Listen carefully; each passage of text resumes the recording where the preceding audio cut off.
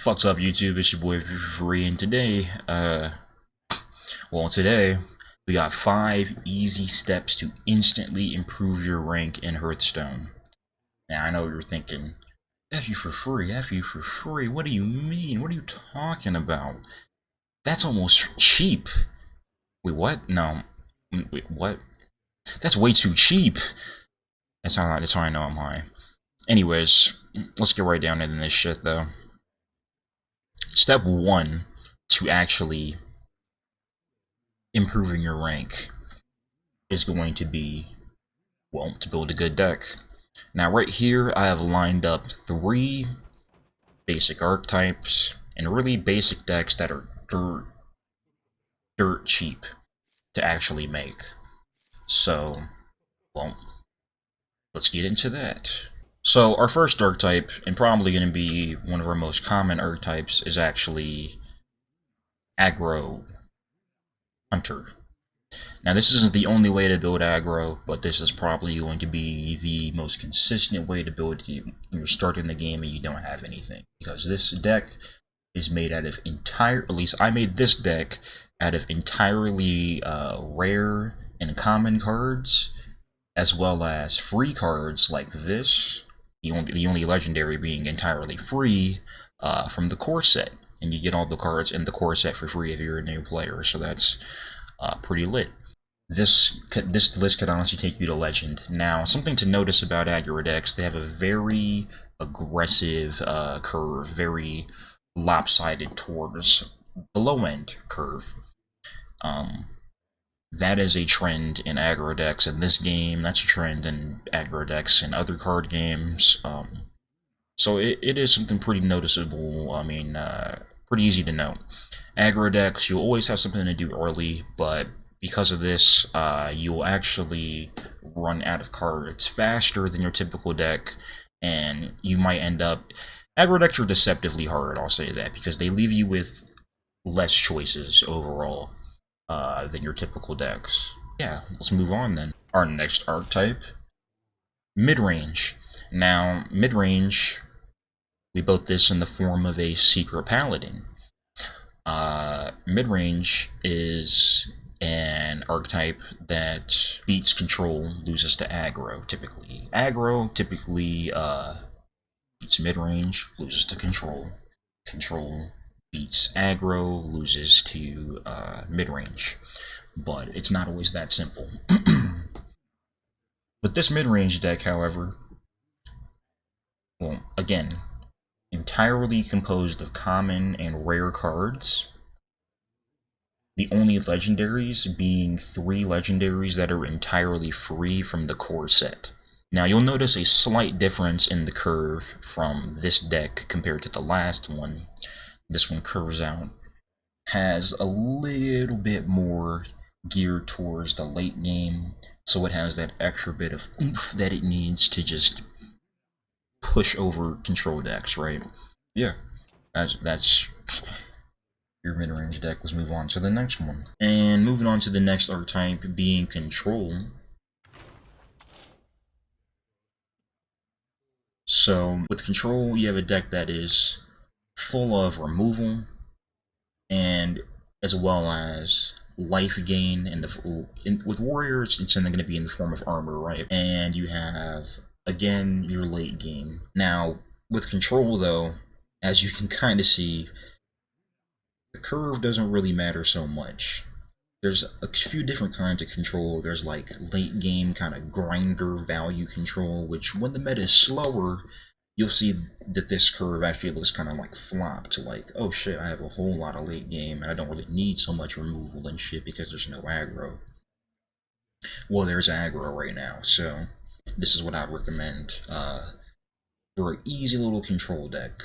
You don't have to play these exact lists. You can build something similar. You can build something entirely different. It's up to you.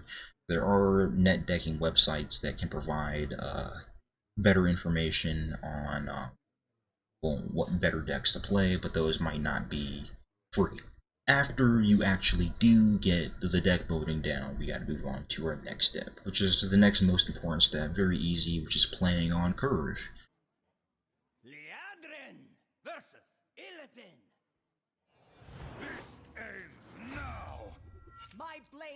Okay. So we'll go ahead and mulligan the same, right? And we'll just show the effects of not playing on curve. So, not playing on curve in this game, I would just simply not even play a 1-drop.